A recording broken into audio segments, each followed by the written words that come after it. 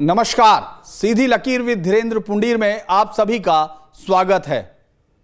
आज बातचीत एक ऐसे मुद्दे पर जिसने फिर से साबित किया कि बीजेपी या प्रधानमंत्री नरेंद्र मोदी 24 घंटे राजनीति करते हैं। वो राजनीति में रहते हैं, राजनीति के बारे में सोचते हैं और राजनीति ही उनकी आगे बढ़ती जाती है।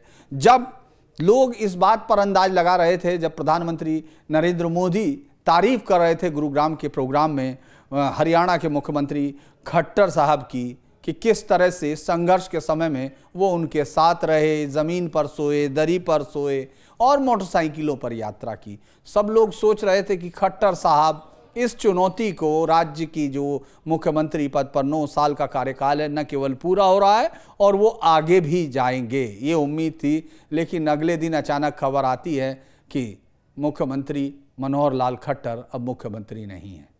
कहानियां बहुत सारी हुई, लेकिन जो चेहरा उभर के आया वो था नायब सिंह सैनी का। एक ऐसा चेहरा जिसको राजनीति में लोग जानते तो थे, लेकिन शायद ही किसी ने ये सोचा होगा कि नायब सिंह सैनी हरियाणा में बीजेपी के मुख्यमंत्री होंगे और गठबंधन की सरकार तोड़कर, अलग कर पार्टी उनको अपना नेता चुनेगी आने वाले चुनाव के लिए। यह एक बहुत बड़ा चेंज था। आखिर ऐसा क्यों है? क्योंकि सैनी वोट किस तरह से मायने रखते हैं हरियाणा में, किस तरह से राजकुमार सैनी जब बीजेपी से अलग हुए उस वक्त के बाद से क्या वोटों को, बीजेपी को लग रहा था कि वोटों के जुड़ने में कोई समस्या है, या मनोहर लाल खट्टर के बारे में जो कार्यकर्ताओं की अक्सर राय आती रही या जो सुनते रहे कि जिस तरह के मुख्यमंत्री करिस्मेटिक होना चाहिए उस तरह नहीं है, ये उनके कार्यकर्ताओं का अमूमन अगर आप उनसे बात करते थे तो। लेकिन इस इशू पर कि आखिर हरियाणा की ये राजनीति कैसे चेंज हुई, इस राजनीति का यूपी पर क्या असर हो सकता है, और मोहन यादव, भजन लाल शर्मा, उस कड़ी में नायब सिंह सैनी कहां बैठते हैं, इस पर बातचीत करने के लिए आज मेरे साथ हैं मेरे सहयोगी कपिल शर्मा, जो मध्य प्रदेश छत्तीसगढ़ चैनल के हेड भी हैं, और मेरे साथ विशाल प्रताप, जो हमारा पंजाब, हरियाणा, हिमाचल को देखते हैं। बातचीत करते हैं। आप दोनों का बहुत बहुत स्वागत है। मैं विशाल से समझना चाहूँगा, विशाल, इतनी तारीफ हुई मुख्यमंत्री की और अचानक चेहरा जो है नायब सिंह सैनी का आया, आपको क्या कोई उम्मीद थी क्या? मैं आपसे एज ए रिपोर्टर पूछता हूँ, बहुत उससे बताइएगा दर्शकों को कि आप जो वहाँ इतनी लंबी राजनीति कवर कर रहे हैं, 2 दशक का अनुभव लगभग आपका होने जा रहा है, आपको ये उम्मीद थी क्या उस भाषण के बाद? देखिए, बिल्कुल जिस तरह से जो घटनाक्रम हरियाणा के अंदर हुआ है, इसका अंदाजा तो किसी को भी नहीं था। और जिस तरह से प्रधानमंत्री अगर मुख्यमंत्री की इतनी प्रशंसा करें और कहें कि हमने एक साथ समय बिताया है, तो सबको ये लग रहा था कि मनोहर लाल खट्टर हो सकता है कि अगले जो हैट्रिक चांस उनका होने वाला था कि उसमें भी वही मुख्यमंत्री के तौर पर आए।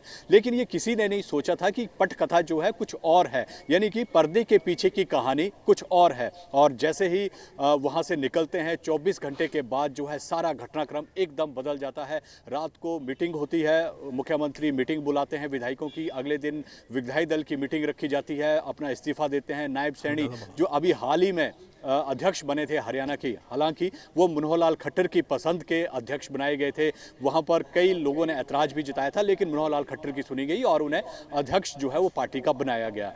अगर माफ कीजिए, अगर बात करें मुख्यमंत्री बनाने की, नायब सिंह सैनी मुख्यमंत्री के तौर पर जो है वो पहली पसंद पूर्व मुख्यमंत्री मनोहर लाल खट्टर की ही थी। उन्होंने उनका नाम आगे बढ़ाया था और उसी पर जो है वो मुहर लगी है। सबसे बड़ी बात यह है कि जो जीटी रोड कहा जाता है हरियाणा में, यानी कि दिल्ली से लेकर अंबाला, जो बीच में जितने भी डिस्ट्रिक्ट्स आती हैं उसको जीटी रोड कहते हैं, और वहीं से वही ताल्लुक़ रखते हैं।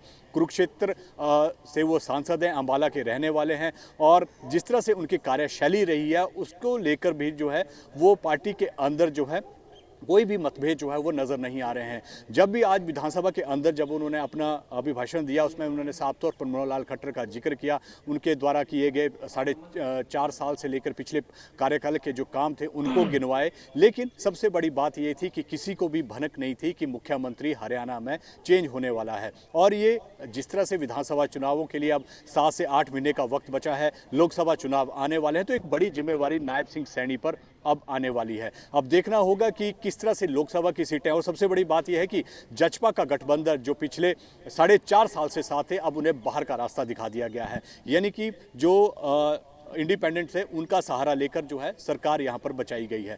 लेकिन सबसे बड़ी बात यह है कि अब जो जाट राजनीति है, जिसको लेकर जेजेपी जाट राजनीति करती है, कांग्रेस जाट राजनीति करती है, भाजपा ने इस वोट बैंक को जो है 2 हिस्सों में डिवाइड करने के लिए ये सब कुछ घटनाक्रम जो है वो देखने को मिल रहा है। यानी कि अच्छा, मैं आगे जाऊंगा, जो एक सवाल जरूर पूछ रहा हूं लोकसभा। विशाल, एक सवाल आपसे है कि नायब सिंह सैनी का हरियाणा की राजनीति में मतलब क्या है? नायब सिंह सैनी का अर्थ क्या मानूं इस समय राजनीति में, हरियाणा की राजनीति में? एक चमत्कारिक नेता, कुछ दिन पहले अध्यक्ष बनता है और फिर सीधे मुख्यमंत्री पद पर, क्या है उनका चमत्कार? देखिए, जिस तरह से हरियाणा की राजनीति है वो जातीय समीकरण के हिसाब से चलती है। 30% जो है वो ओबीसी है और जो नायब सिंह सैनी है वो उसी वर्ग से आते हैं। कहीं ना कहीं उस वर्ग को साधने की कोशिश जो है वो बीजेपी ने यहाँ पर की है। साथ ही इसके जो अब अध्यक्ष बनाया जाएगा, इसके ऊपर सबसे ज़्यादा नज़र होगी कि अध्यक्ष किसको बनाया जाता है। क्या वो जाट होंगे या फिर वो नॉन जाट होंगे, क्योंकि हरियाणा की राजनीति जो है जाट वर्सेस नो जाट चलती है। और सबसे बड़ी बात यह है कि जिस तरह से जो जजपा को बाहर का रास्ता दिखाया गया है, वो मैं बार बार ये कह रहा हूँ कि जो जाटों की राजनीति है, जिसको लेकर हुड्डा जाटों की राजनीति करते हैं, जेजेपी जाटों की राजनीति करती है, तो उस वोट बैंक को 2 हिस्सों में बांटने का काम भी जो है वो यहाँ पर किया जा रहा है।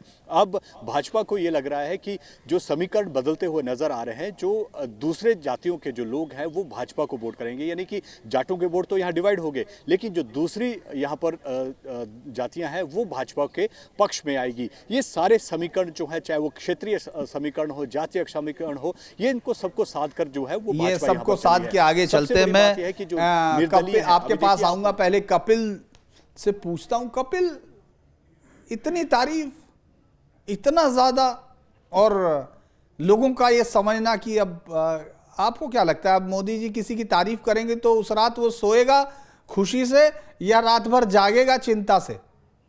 धीरन जी, इस पर तो मीम ऑलरेडी आ चुके हैं कि अलग अलग जो बयान हैं उनको जोड़ करके खट्टर साहब के कि एक दिन पहले इतनी तारीफ हो रही है और फिर भी ये भी कहा जा रहा है कि इतना टाइम भी मिल गया कि तारीफ के बाद एक दिन मिल गया कि वो मुख्यमंत्री रह लिए। क्योंकि आपने विजय रूपानी का केस देखा होगा गुजरात में, वो तो वर्चुअली प्रधानमंत्री उस प्रोग्राम में जुड़े हुए थे। प्रधानमंत्री ने भाषण दिया था, विजय रूपानी ने भाषण दिया था और उस प्रोग्राम से निकल करके सीधे वो राजभवन गए और वहां पर इस्तीफा दे दिया था। तो बीजेपी का ट्रैक रिकॉर्ड चौंकाने में रहा है कि रिजीम चेंज करनी हो। आपने देखा मध्य प्रदेश में किस तरह से विधायक दल की बैठक के ठीक पहले तक किसी को पता नहीं था कि चौथी पंक्ति 5वीं पंक्ति में बैठने वाले डॉक्टर मोहन यादव का नाम जो है वो मुख्यमंत्री पद के लिए उस बैठक में प्रस्तावित किया जाने वाला है। किसी को कानो कान खबर नहीं थी। उसके 2 दिन बाद ही राजस्थान में देखा। लेकिन हरियाणा में जो स्थितियां हुई कि एक दिन पहले बहुत सारी तारीफ की, तो ये भी नहीं कह सकते कि प्रधानमंत्री खट्टर साहब के काम से नाखुश थे या फिर उन्हें उनसे कोई समस्या थी या उनके खिलाफ कोई ऐसा माहौल पार्टी के अंदर था कि नहीं, इनको तो हटाया ही जाना है। मुझे लगता है कि प्रधानमंत्री ने वो तारीफ उनकी जानबूझ करके की थी। उस ओकेजन को उन्होंने चुना था कि इनकी जो पुराने अपने संबंध हैं, उनके रिश्ते हैं, पार्टी के संगठन के संघर्ष के दिनों के जो यादें हैं, उनको उन्होंने ताज़ा किया था। तो वो तारीफ नहीं, वो अब एक दिन बाद तो लग रहा है कि वो विदाई भाषण था उनका। हाँ, तो मुझे लगता है कि आपने जो एक चीज़ और कही थी कि मोदी जो है वो राजनीति को न सिर्फ हमेशा सोचते हैं, हमेशा उसी में रहते हैं, बल्कि वो राजनीति को जीते भी हैं। वो पार्टी को एक ट्रेडिशनल तरीके से नहीं चलाते हैं। वहाँ हर समय कुछ ना कुछ मंथन चल रहा होता है। जैसे एक कंपनी में यदि कोई एक सीईओ है तो वो हर रोज अपने अलग अलग एचओडीज की मीटिंग लेता है, उनके परफॉर्मेंस और जो उस सेक्टर की क्या अप एंड डाउन्स हैं उनको असेस करता है और उसके बाद फिर वो अपनी लीडरशिप पे भी चेंज करता है, अपनी जो स्ट्रेटेजी है उसमें भी चेंज करता है। तो मोदी शायद पार्टी को मोदी वाली जो बीजेपी है वो कुछ इसी तरह से चलती है, क्योंकि पूरे जो सीए का नोटिफिकेशन हुआ या फिर इलेक्टोरल बॉन्ड का जो इशू चल रहा था उस पर कहीं कोई मीटिंग, उस पर कहीं कोई मंथन हो रहा हो, ऐसा कहीं लगा नहीं, बल्कि जो बैक ऑफ द स्टेज पे क्या चल रहा था कि भाई हरियाणा में क्या किया जाए। और अगले दिन देखा कि खट्टर साहब जो है वो इस्तीफा देने जाते हैं, तब लोगों को पता चलता है कि हाँ यहां कुछ इस तरह से चल रहा है। लेकिन सबसे बड़ा सवाल यह है कि इसकी पीछे की वजह क्या थी? क्या एंटी इनकम्बेंसी इसका फैक्टर हो सकता है? तो मुझे नहीं लगता कि वो एंटी इनकम्बेंसी का कोई फैक्टर वहां पर रहा होगा। जो नाराजगी है वो पार्टी के तमाम गुटों में हमेशा रहती है, और किसी की नाराजगी की वजह से किसी सीएम को हटा दिया जाए, मैं नहीं मानता हूं कि वर्तमान जो बीजेपी की रिजीम है उसमें इस तरह से कुछ रहता हो। हाँ, उनके पास अपने फीडबैक होते हैं, लेकिन जो सोशल इंजीनियरिंग है, जो पॉलिटिकल स्ट्रक्चरिंग है, वो इसके पीछे सबसे बड़ी वजह रहती है। सैनी समाज बहुत बड़ा नहीं है हरियाणा में, लेकिन सैनी समाज जिस ओबीसी वर्ग से आता है वो बड़ा है, और जो नायब सिंह सैनी हैं वो ओबीसी का एक चेहरा बन जाते हैं, जो कि नॉन जाट पॉलिटिक्स का एक बहुत बड़ा फैक्टर है, खासतौर पर हरियाणा की राजनीति में। क्योंकि धीरेन्द्र जी, हरियाणा की जो राजनीति है उसमें बीजेपी जो राजनीति करती है पिछले 10 साल में हमने देखा है कि नॉन जाट पॉलिटिक्स की है। मतलब हम सोच नहीं सकते थे 2014 में जब मनोहर लाल खट्टर को बनाया था तो चौंकाया था, क्योंकि एक नॉन जाट मुख्यमंत्री देने की जो हिम्मत है वो बीजेपी ने दिखाई है, और न सिर्फ दिखाई है बल्कि अगले टर्म में जीत करके आई है। तो ऐसी स्थिति में मनोहर लाल खट्टर को चेंज करके, जो नॉन जाट थे लेकिन ओबीसी नहीं थे, जो पंजाबी कम्युनिटी से वो आते हैं, अब एक ओबीसी चेहरा ला करके नॉन जाट पॉलिटिक्स को तो उसने मजबूत किया है वहां पर। क्योंकि आपने देखा होगा कि बीजेपी के अलावा जो दूसरी पार्टियां हैं वो जाट लीडरशिप की डोमिनेंट पार्टियां रही हैं। देखिए, भले वो चौटाला फैमिली हो या फिर कांग्रेस में भी हुड्डा आपके पास आता हूं। ये बात आपने बहुत सही कही है, क्योंकि जनरली लोग अभी ये अंदाज लगा रहे हैं, जैसे मैं विशाल की इस बात से सहमत नहीं हूं कि ये जाटों के अंदर बंटवारा होगा इसलिए ये किया जा रहा है, क्योंकि जेजेपी और जो उनके पिता की पार्टी, बाबा की पार्टी है, उन सबको अगर आप गौर करते हैं तो वो एक हार्डन्ड जो जाट पॉलिटिक्स है उसका चेहरा है। जिस तरह से यहाँ कुछ वोटर्स जो हैं वो साथ के साथ जयंत चौधरी के साथ रहते ही हैं। वेस्टर्न यूपी में अगर हम देखते हैं तो वहाँ भी दो तरह की पॉलिटिक्स को लीड कर रही हैं जाट पॉलिटिक्स। एक तरफ है जो भूपेंद्र हुड्डा की तरफ जाते हैं, दूसरी तरफ वो जो है जो भूपेंद्र हुड्डा के या कांग्रेस के रणवीर हुड्डा जो उनके पिता हुआ करते थे उसके समय से देवीलाल के ग्रुप के जाट हुआ करते थे, ये कहा जाता है। हालांकि राजनीति में जातिवाद बहुत बड़ी ताकत है, खासतौर से उस वक्त जब राजकुमार सैनी जब जाट आंदोलन में अलग हुए थे तो उस वक्त एक पार्टी बनाई गई थी बाकायदा, और वो पार्टी अभी भी बीजेपी के खिलाफ लगातार, जिसमें उन्होंने कहा ईडी जो है बीजेपी की ताकत है और उनको बहुत सारी शब्दों के साथ नवाजा, लेकिन वो अप्रासंगिक हो गए। मुझे लगता है कि कहीं ना कहीं मनोहर लाल खट्टर के नेतृत्व में एक कमी आपको हरियाणा में सुनाई देती है। अगर आप जाते हैं तमाम जगह पर, यहां तक कि पार्टी के कट्टर कोर जो कार्यकर्ता होते हैं उनमें भी है कि वो एक कोई करिश्मा नहीं है, उनका कार्यकर्ताओं के साथ रैपो उस तरह का नहीं है, और एक इस तरह के मुख्यमंत्री हैं जो अपने में रहते हैं। खासतौर से आपने देखा होगा कि जब वो उनको मुकुट पहनाया जा रहा था यात्रा में तो कहते हैं इसी फरसे से तेरी गर्दन काट लूंगा, अपने ही कार्यकर्ता को कहते हैं। तो उस वक्त बहुत हुआ था, ये चुनाव के वक्त का था। और जो बीजेपी पिछली बार इतनी ताकत के साथ जीत के आई थी, इस बार सहयोग के साथ 10 सीटों के जो जेजेपी के उसके सहयोग से बनी, तो उसमें भी कार्यकर्ताओं की नाराजगी ये थी कि ऐसे मुख्यमंत्री के साथ है जो करिश्माई नहीं है। हालांकि उन्होंने अब विधानसभा से भी इस्तीफा दे दिया है और अब वो कहा जा रहा है वो सांसद लड़ेंगे, यहां तक कि अध्यक्ष बनने तक की बातें हवा में आने लगी। लेकिन एक चीज मैं विशाल के पास जाने से पहले जरूर गौर करूंगा कि देखेंगे आप देख रहे हैं स्क्रीन पर कपिल जी कि गाड़ियां दिख रही हैं, मुख्यमंत्री की गाड़ी भी मर्सिडीज है ना। यानी राजनीति अभी भी लोग ये समझ रहे हैं कि वो वही करेंगे जब स्कूटर पर चलते थे कोई मुख्यमंत्री तो स्कूटर से लेके उन्होंने कार तक आए, एम्बेसडर का सफर तय किया। ये देखिए और आपके सामने से मर्सिडीज गुजर रही है। तो मुझे ये लगता है कि ये राजनीति मर्सिडीज की तरह आगे बढ़ गई है और जो विपक्ष है वो अभी भी यही सोच के राजनीति कर रहा है कि ये गाड़ी पे बैठ के गन्ना ले जाने वाले किसानों का प्रदेश है। ये आगे बढ़ गया और उसी में ये सब चीजें चल रही है। मुझे लगता है भूपेंद्र हुड्डा के समय में जिस तरह से दोबारा ताकतवर होती हुई कांग्रेस अपने आप को बताना चाह रही थी, उसको वापस किया। भजन लाल की जो शैली, जो नॉन जाट पॉलिटिक्स थी, उसको किया। लेकिन क्या लगता है कि जिस तरह से विशाल बिल्कुल बराबर में है, ऐसा नहीं है कि सैनी वोट कम जरूर दिखता है, लेकिन उन 3-4 कॉन्स्टिट्यूंसीज पे तो ताकतवर है, पार्लियामेंट कॉन्स्टिट्यूंसी पर डिसेसिव है। क्योंकि जब आंदोलन हो रहा था तो उस वक्त आपने देखा होगा कि जो जाट आरक्षण आंदोलन में कुछ जो आंदोलनकारी थे उन्होंने बाकायदा घर पर हमला किया था, जो रामकुमार सैनी, और उस समय यह साफ दिख रहा था कि किस तरह से वो उनके अगेंस्ट थे, रोहतक की तरफ या कुरुक्षेत्र की तरफ आपने देखा होगा। तो आपको लगता है कि उस समय जो नाराजगी हुई थी वो हिस्सा भी अगर अलग होता है तो उसका नुकसान हो सकता है? क्योंकि चुनाव तो लोकसभा का प्रधानमंत्री मोदी लड़ रहे हैं, राज्य का कम से कम मनोहर लाल खट्टर जैसे नेता से चुनाव में वोट मिल रहा होगा लोकसभा के, मुझे शक है। आपका क्या राय?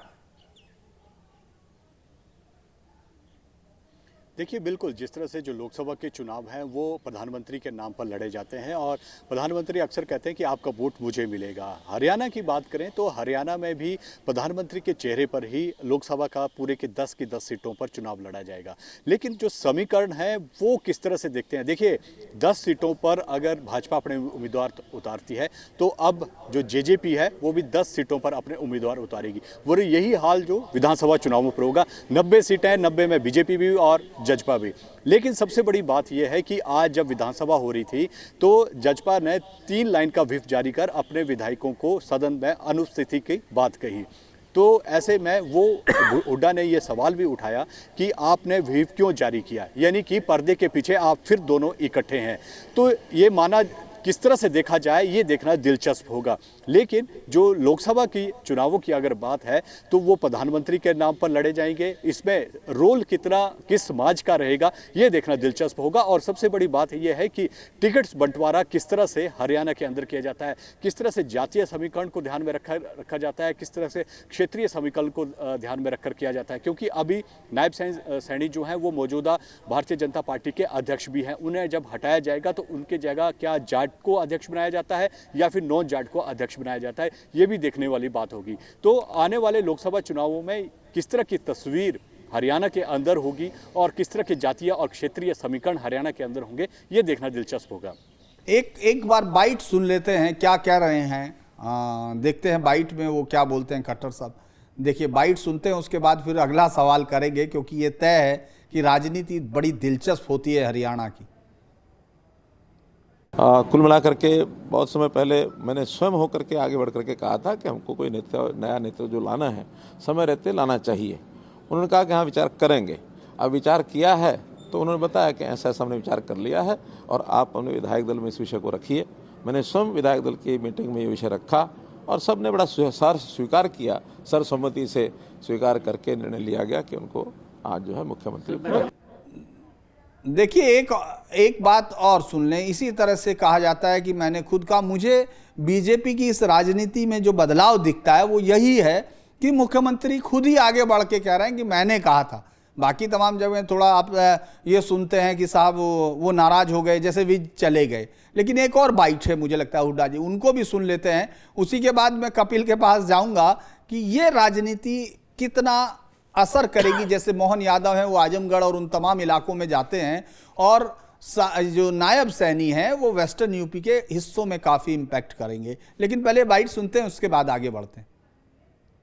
मैंने पहले ही कह दिया था, चुनाव से पहले भाजपा जजपा को बाहर करेगी और जजपा के माध्यम से उम्मीदवार खड़े कराए जाएंगे हरियाणा में, ताकि प्रयास किया जा सके कि सत्ता विरोधी वोट कुछ जगह बटे।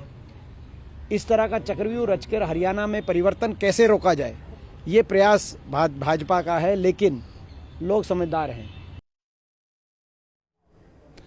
देखिए, लोग समझदार हैं और वो इतने समझदार तो मुझे लगता है कि बीजेपी वाले भी होंगे, कपिल जी, कि उन जिसको ये समझ रहे हैं वो बात जनता नहीं समझी होगी, ये प्रधानमंत्री नरेंद्र मोदी को मालूम नहीं होगा। और वो जिस तरह विपक्ष के वोट कह रहे हैं वो सीधे तौर पर नहीं कह रहे, वो जाट वोटों को कहना चाह रहे हैं, उसका बिखराव नहीं बता रहे हैं। तो आपको क्या लगता है कि ये जो चौंकाने वाला एक प्रवृत्ति है राजनीति में वो, और दूसरा जो हरियाणा जैसा राज्य जिसको जाट डोमिनेंट स्टेट कहा गया, और शुरू में तो ये थी कि आप देवीलाल, भजनलाल माफ कीजिएगा अलग होते हैं, बंसीलाल, ओम प्रकाश चौटाला, ये तमाम लोग, फिर भूपेंद्र हुड्डा, इन सब नाम के बीच में एक बंसीलाल आते हैं और फिर पहुंचते हैं। और यही वो हरियाणा है जहां आया राम गया राम की राजनीति शुरू हुई।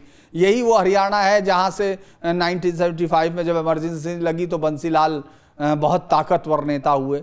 लेकिन आपको लगता है बीजेपी की जो ये चौंकाने वाली नीति है और समीकरणों को इस तरह साधना है कि जो मेजर फैक्शन था, जो राजनीति पे बहुत ज्यादा ताकतवर हो गया था, उस सब को वो एक दूसरे सामाजिक सोशल, जिसको इंजीनियरिंग कहते हैं, जो ये टर्म जब बहुत फेमस हुई थी, आपको याद होगा कपिल, जब गोविंदाचार्य हुआ करते थे, सोशल इंजीनियरिंग की टर्म। लेकिन आप ये देखिए किस तरह से उन्होंने जाट वोटों को एक तरह से कोने में रख दिया, जिसके दम पे हरियाणा की राजनीति होती थी। उन्होंने यादव वोटों के जो ताकतवर गोलबंदी, जत्थेबंदी यहां हो गई थी कि मुलायम सिंह ये एक तरह से वही सूबेदार थे, वो जो तय करते थे, उसको कहीं कोने में रख दिया।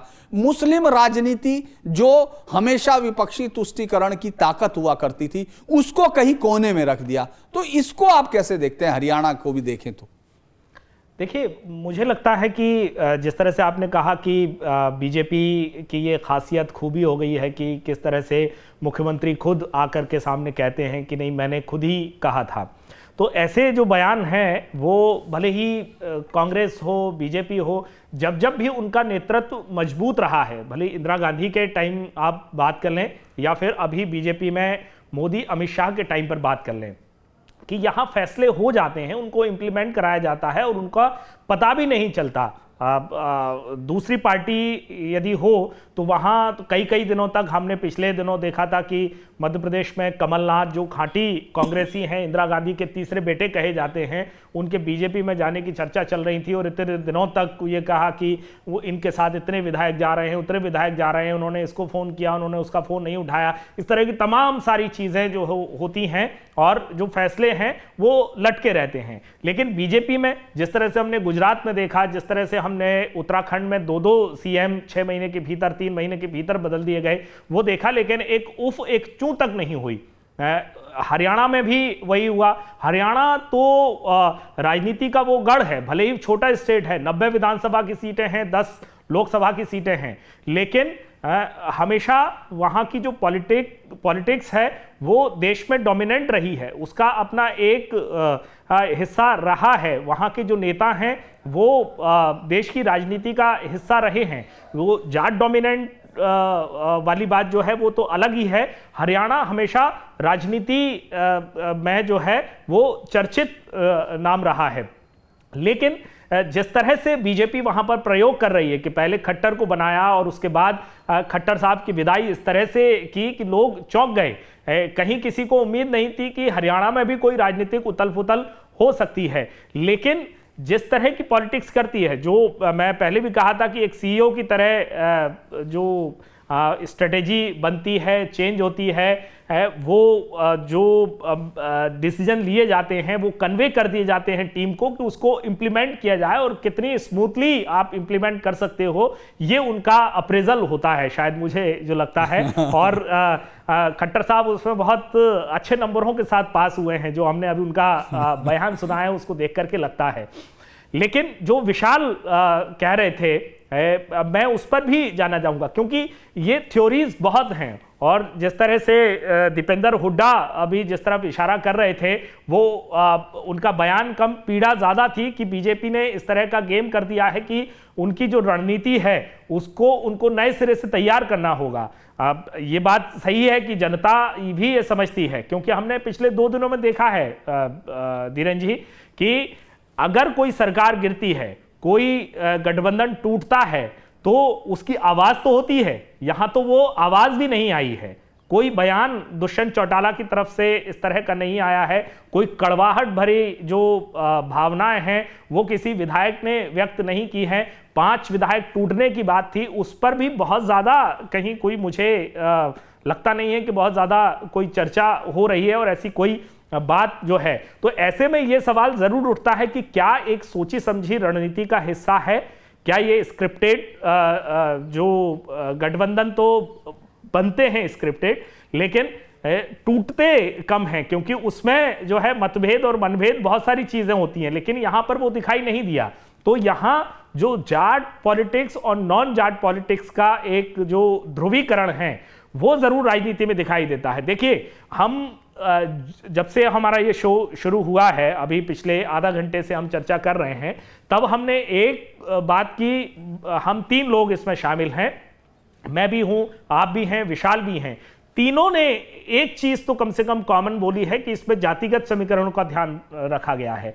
तो ये बात तो तय है कि भारतीय राजनीति में और खासतौर पर जो हरियाणा है, यूपी है, बिहार है, यहां पर जो जातिगत डोमिनेंस है वो इतना हावी है राजनीति पर कि अगर इस तरह की कोई चर्चा भी है कि ये स्क्रिप्टेड है या फिर ये इस तरह से किया गया है, तो वो जनता में मैसेज जाएगा और उसका जनता में उबाल आएगा कि भाई ये तो आप हमको बेवकूफ बना रहे हैं। ऐसा नहीं है, क्योंकि अल्टीमेटली जब वोट डालने जनता जाती है तो उसमें बहुत सारे फैक्टर हैं और उसमें जो हावी रहता है फैक्टर वो एक जाति का फैक्टर जरूर है। तो हाँ, ये हो सकता है, क्योंकि अगर बीजेपी नॉन जाट पॉलिटिक्स कर रही है तो दुष्यंत चौटाला के साथ उसको लोकसभा चुनाव में जाने में हिचक रही होगी या उसकी रणनीति के हिस्सा रही होगी, क्योंकि जिस तरह से पश्चिमी यूपी में जो जाटों का ध्रुवीकरण चौधरी चरण सिंह को भारत रत्न दे करके या जो चौधरी चरण सिंह के बेटे अजीत सिंह के बेटे पोते हैं उनके जयंत चौधरी, उनको पार्टी में शामिल एनडीए में शामिल करा करके जिस तरह से एक कंसोलिडेट किया है वोट, उसका जो उलट है वो बीजेपी हरियाणा में राजनीति करती है। और इसलिए क्योंकि बीजेपी की जो अपोनेंट पार्टियां हैं वो जाट डोमिनेंस वाली हैं, अभी भी हैं, और ऐसी स्थिति में बीजेपी को लग रहा था कि कहीं लोकसभा चुनाव में नुकसान ना हो दुष्यंत चौटाला को साथ में रखने का। तो मुझे लगता है कि कहीं ना कहीं इसमें एक अंडरस्टैंडिंग जरूर है। एक बहुत ही बढ़िया ये लाइन मुझे दिख रही है कि एक अंडरस्टैंडिंग जरूर है। ये इस तरह विदा हुए कि जैसे जो दोस्त इस तरह चलें कि फिर मिलेंगे, उस तरह से ये जाते हुए दिख रहे हैं, ऐसा लग रहा है। लेकिन एक छोटा सा जवाब आपको देना होगा विशाल, जिस तरह जीत का अंतर था, आप देखिए जीत का अंतर कितना बड़ा था उन 10 सीटों पर देखें, और जेजेपी सिर्फ 4.4% की पार्टी है। अगर हम लोग देखें उससे अलग होने का कोई नुकसान, तो आपको लगता है ये जो 10 मौजूदा सीट हैं इनमें कोई बदलाव होता हुआ दिख रहा है क्या? देखिए, बिल्कुल बदलाव होता हुआ तो बिल्कुल नजर नहीं आ रहा है, लेकिन देखिए आप पर्दे के पीछे की कहानी। एक तरफ आज हिसार में जेजेपी की एक बड़ी रैली थी जिसमें दुष्यंत चौटाला, अजय चौटाला, सारे बड़े नेता वहां पर शामिल थे, लेकिन उन्होंने मतलब अगर एक आप गठबंधन से बाहर जाते हैं तो आप हमेशा एक खटास के माध्यम से जाते हैं, यानी कि दोनों के रिश्ते खराब हो चुके हैं और तब आप बाहर जाते हैं, लेकिन उन्होंने कुछ भी इस तरह की बातें वहां पर नहीं की है। दूसरी तरफ आप देखिए 5 विधायक जेजेपी के आज विधानसभा के अंदर पहले उन्होंने अपनी अनुपस्थिति दर्ज करवाई, उसके बाद वो जाके लॉबी में बैठ गए। आप देखिए कि ये सब कुछ पर्दे के पीछे की कहानी है। हो सकता है सारी बातें जो है वो स्क्रिप्टेड हों, लोकसभा चुनाव अलग अलग लड़े, विधानसभा चुनावों में फिर एक साथ गठबंधन में आए या बाद में आए, लेकिन जिस तरह से हरियाणा की राजनीति इस समय चल रही है वो भूपेंद्र सिंह हुड्डा के शब्दों में अगर देखा जाए तो ये सब कुछ पर्दे के पीछे से चल रहा है और भाजपा और जजपा का गठबंधन टूटा नहीं है, ये सिर्फ दिखाने के लिए जो है वो दिखाया गया है।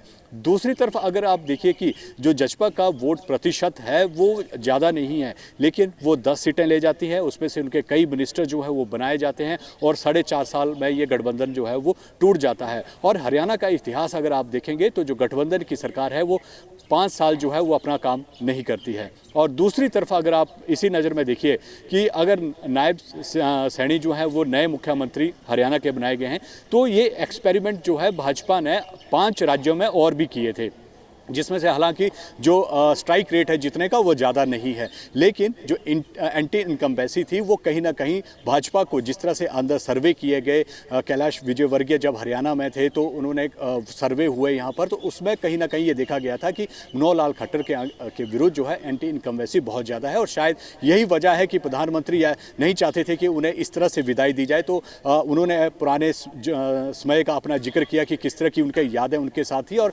अब जिस तरह से मनोहर लाल खट्टर कह रहे हैं कि जो नेतृत्व उन्हें कहेगा वो मानेंगे। और जिस तरह से अटकलें लगाई जा रही हैं कि आज उन्होंने विधानसभा से भी अपना इस्तीफा दे दिया, अब वो विधायक भी नहीं रहे हैं, तो करनाल से चुनाव लड़ने की बात की जा रही है। कई तरह की अटकलें जो हैं वो हरियाणा में चल रही है, लेकिन लोकसभा चुनावों को लेकर किस रणनीति के तहत जो है वो भाजपा उतरती है, ये देखना दिलचस्प होता है, क्योंकि 10 की 10 सीटें जो है वो भाजपा ने जीती हुई हैं। क्या अपने इस मार्जिन को दोहरा पाती है, या फिर जिस तरह से जो जजपा या कांग्रेस या INLD या आम आदमी पार्टी जो है वो अपोजिशन में है, तो वो किस तरह का परफॉर्म जो है वो आने वाले लोकसभा चुनावों या फिर आने वाले विधानसभा चुनावों में हरियाणा में करती है।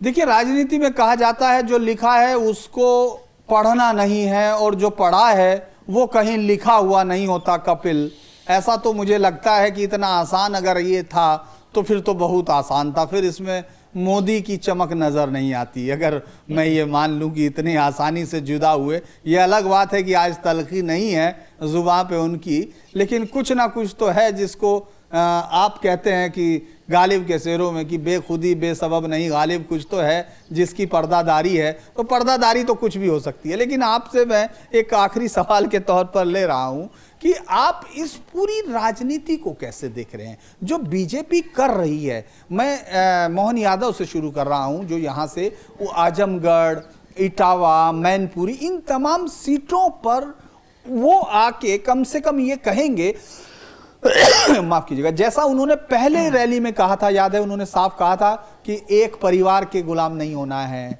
मैं हूं जिसको गरीब कार्यकर्ताओं को भी कुछ भी दिया जा सकता है। उसी तरह से नायब सिंह सैनी हैं, जो वाकई मैं ये मानता हूं कि हरियाणा में ये बहुत बड़ा प्रयोग है कपिल कि आप सैनी बिरादरी के किसी शख्स को मुख्यमंत्री बनाकर ला रहे हैं उस जगह पर जहां पैणी पे वोट लिए जाते हैं। पैणी हमारे यहाँ हिस्सों में उसको कहा जाता है चौका पैणी, यानी ताकत को। वहाँ वोट लेने वाली जगह पर आप उन लोगों से मुख्यमंत्री चुन रहे हो, तो आपको लगता है कि सिर्फ न केवल ये राजनीतिक बदलाव की कहानी है, बल्कि जो अब तक चली रही जातियों के वर्चस्व को हटा के जो पीढ़ी की बात कर रही है दूसरी पार्टियां, उसको ये अधिमान देती हुई है। मोहन यादव हैं आपके, ये अब इसमें सैनी हैं, ये तमाम लोगों को आपको लगता है कि ये राजनीति कहीं और कर रही है बीजेपी? बिल्कुल, मैं एक नाम विष्णुदेव साय का भी इसमें जोड़ूंगा।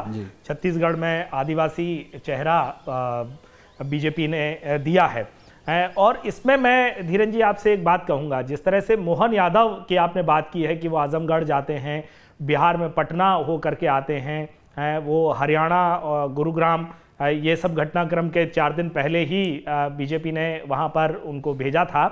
तो इसमें मैं जैसे हरियाणा की हम बात कर रहे थे कि बीजेपी नॉन जाट पॉलिटिक्स कर रही है वहाँ पर, और ओबीसी को आगे किया है। लेकिन अभी एक चीज़ और आपने नोट की होगी कि बीजेपी को ओबीसी जो वर्ग है, जो देश का एक बहुत बड़ा वर्ग है, उसका भरपूर समर्थन मिला है। लेकिन फिर भी यूपी में, बिहार में जो नॉन यादव ओबीसी है वही उसके पास है।